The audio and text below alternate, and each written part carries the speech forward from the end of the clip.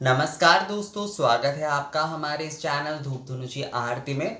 दोस्तों, जैसे कि प्राचीन तंत्र और तंत्र शास्त्र के बारे में आप लोगों का कई समय जो है सवाल रहता है और मेल पे ही मैं एक जन से जो है कुछ दिन पहले इस विषय में बात कर रहा था, तो मुझे लगा कि इसके ऊपर जो है एक वीडियो आप लोगों के लिए भी बनाते हैं, क्योंकि कई समय क्या होता है, मैंने ऑलरेडी वैसे तो देखिए प्लेलिस्ट में हमारे आगम तथा तंत्र शास्त्र के ऊपर संपूर्ण कई सारे वीडियो है। आप उन्हें अगर एक के बाद एक देखेंगे तो कई सारे विषय जो है वो आपका क्लियर हो जाएगा। पर कई समय ऐसे कुछ सवाल आदि आते रहते हैं जिनका अगर सहजता से और सरलता से हम जवाब देते हैं तो वो विषय जो है ना दिमाग में जो है वो बैठा रहता है, मतलब उसकी समझ जो है बहुत आसानी से हमें हो जाता है। तो ये प्राचीन तंत्र और तंत्र शास्त्र का जो विषय है, प्राचीन तंत्र का मतलब ही है क्रिया।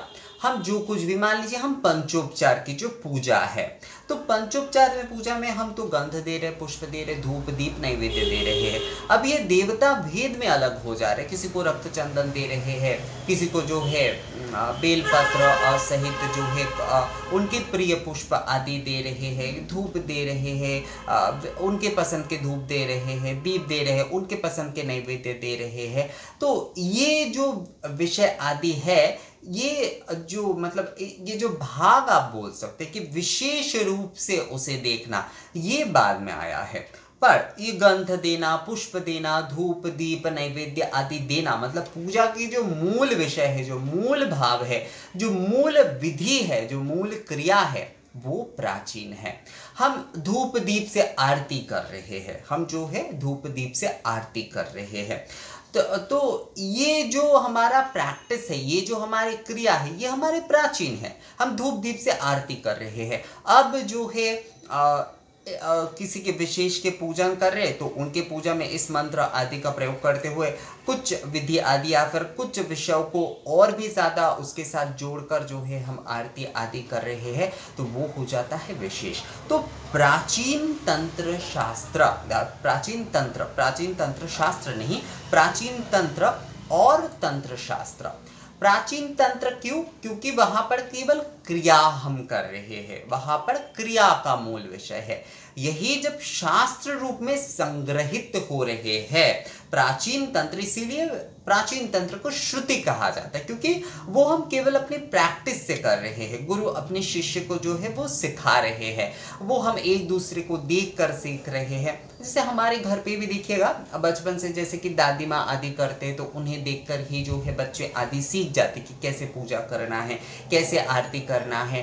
वो ऐसा नहीं है कि वो कुछ पढ़ के सीख रहे हैं या फिर जो है कोई शास्त्र आदि पढ़ के, या फिर ऐसा कुछ, ऐसा नहीं है। वो देख देख के ऐसे सीख जाते कि किस तरह से धूप दीप से आरती आदि करना है, किस प्रकार से भगवान को पुष्प आदि निवेदन करना है। तो ये हमारे प्राचीन पद्धति हो जाते, यानी कि प्राचीन क्रिया, प्राचीन विधि, इसे ही प्राचीन तंत्र कहा जाता है। जो हमारे क्रिया विधि आदि के माध्यम से हम स्वतंत्र रूप से जो है हम कर रहे हैं, स्व आराधना के रूप में हम जो कर रहे हैं, वही जो है वो प्राचीन तंत्र है। जब ये सारे विषय जो है विशेष, मान लीजिए यही विधि जो है जब काली पूजा के लिए हो रहे हैं, जब दुर्गा पूजा के लिए हो रहे हैं, तो उसमें जो है एक लिखित रूप, उसके विधि आदि ये सारे विषय आ रहे हैं। लक्ष्मी पूजा के लिए, नारायण पूजा के लिए, शिव पूजा के लिए एक विशेष विषय आ रहे हैं, तो वहाँ पर शास्त्र यानी कि संग्रहित किए जा रहे हैं। वहाँ पर जो है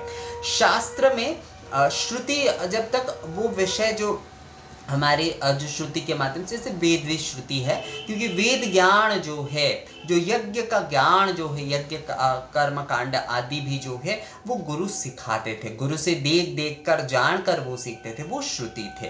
तो तंत्र के भी, प्राचीन तंत्र का विषय जो है वो यही है कि जब हम जो है उसे प्रैक्टिस कर रहे हैं, हम जो क्रिया कर रहे हैं, हम गंध पुष्प धूप दीप नैवेद्य आदि प्रदान कर रहे हैं, ये हमारा प्रैक्टिस है, ये हम नित्य प्रतिदिन कर रहे हैं, हम पूजन कर रहे हैं, हम आरती धूप दीप से आरती कर रहे हैं, कुछ ना जान के ही हम कर रहे हैं। हमने कोई शास्त्र आदि नहीं पढ़े, कुछ हमें नहीं पता, पर हम वो चीज़ देख देख कर प्रैक्टिस के माध्यम से हम वो कर रहे हैं। तो ये हमारे प्राचीन विधि, ये परंपरागत रूप से चल ही रहे।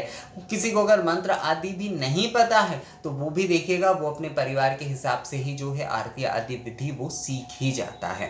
पर जब आप कोई विशेष पूजन करने जा रहे हैं, आप दुर्गा पूजन करने जा रहे हैं, अन्नपूर्णा पूजन करने जा रहे हैं, काली पूजन, लक्ष्मी पूजन, शिव पूजन, नारायण पूजन, गणपति पूजन, कोई भी पूजन करने जा रहे हैं, तो उसी जगह पर ये जो पूजा के मूल जो भी सारे विषय है उसमें जो है कई सारे विषय आ जाते हैं और उसके साथ साथ कई सारे तत्व आदि जुड़ जाते हैं, कई सारे निषेध आदि भी वहाँ पर होते हैं। भगवान के क्या प्रिय है क्या अप्रिय है ये सारे विषय भी वहाँ पर आ जाते हैं। तो तंत्र शास्त्र जो है यानी कि लिखित रूप में, संग्रहित रूप में जो हमें मिल रहे हैं विशेष रूप में जो है, इसलिए इसे विशेष तंत्र कहा जाता है। प्राचीन तंत्र, विशेष तंत्र। विशेष तंत्र मतलब होता है विशेष रूप से हम जब अर्चन आदि कर रहे हैं तो उस समय जो विधि आदि का पालन हम कर रहे हैं, मंत्र आदि कर रहे हैं, उसके जो तत्व आदि जो है उसे समझकर जो है तो वो विशेष तंत्र यानी कि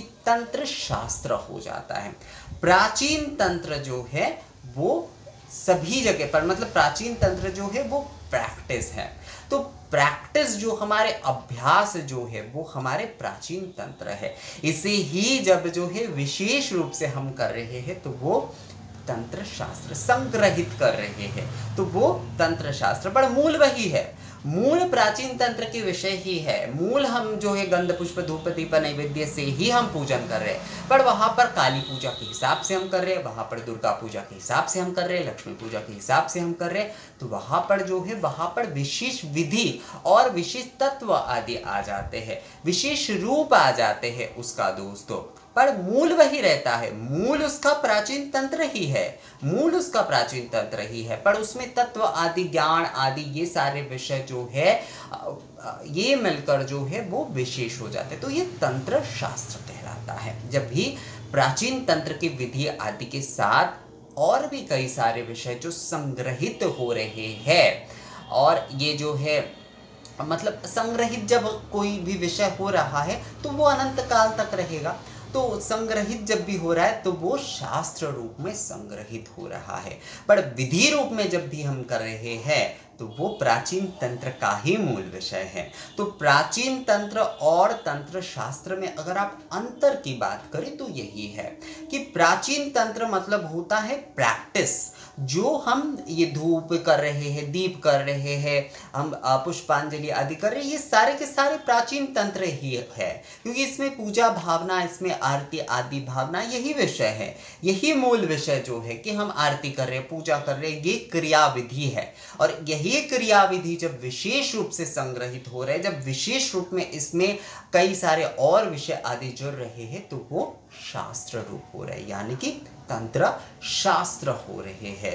तो जब ये हम प्रैक्टिस के माध्यम से क्रिया विधि कर रहे हैं, हम देखकर सीख कर जो है, देखते देखते सीख रहे हैं, कर रहे हैं, वो प्रैक्टिस आदि जो है तो वो जो होता है वो प्राचीन तंत्र का होता है। और जब भी ये संग्रहित हो रहे हैं तो ये तंत्र शास्त्र रूप में संग्रहित हो रहे हैं। तो यही होता है प्राचीन तंत्र और विशेष तंत्र।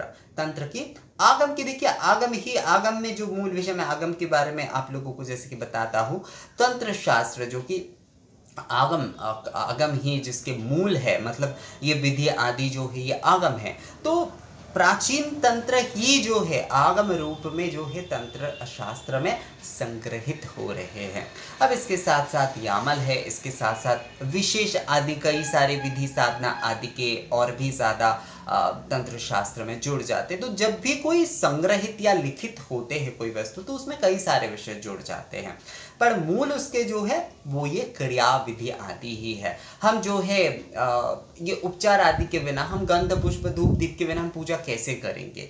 तो हमारे प्राचीन तंत्र ही हमारे मूल है, हमारी विधि क्रिया पद्धति ही मूल है, वही जो है शास्त्र रूप में संग्रहित हो रहे हैं। तो प्राचीन तंत्र मतलब जो है विधि नियम आदि जो है और तंत्र शास्त्र का मतलब है इन विधि नियमों को जो है संग्रहित करना और इसके लिखित रूप में जो है कई सारे तत्व आदि इसके भीतर जो है निहित करना।